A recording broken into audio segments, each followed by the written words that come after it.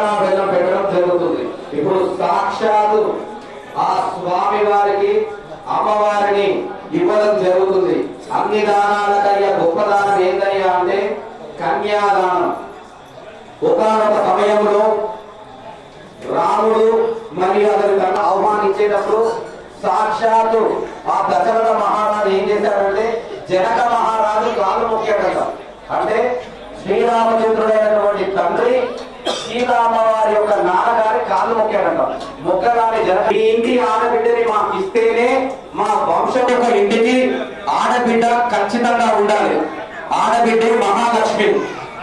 గత జన్మలో మనం చేసుకున్నటువంటి పాపాలకి అప్పులకి ఈ జన్మలో పుట్టేది అబ్బాయిలు. గత జన్మలో మనం చేసుకున్నటువంటి పుణ్యాలకి కలిగేది అమ్మాయిలు. కాబట్టి ప్రతి ఇంటికి ఒక ఆడబిడ్డ ఉండడం అనేది ఉత్తమము. ఆడబిడ్డ పుట్టిన తర్వాత కన్యాదానం చేయడం వల్ల వాళ్ళు చేసినటువంటి పాపాలు అంటే రాబోయే 10 తరాలు ముందు 10 తరాలు అందరికి కూడా కన్యాదానం చేసే అవకాశం రాని సమయాలలో ఈ దేవుళ్ళ లగ్నాలలో కన్యాదానం వస్తుందంట. ఇక అబ్బాయిలో ఇప్పుడు ట్రై చేయకుండా దయచేసి ఇక కన్యాదాన కార్యక్రమం మొదలవుతుంది.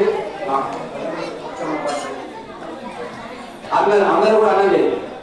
దశ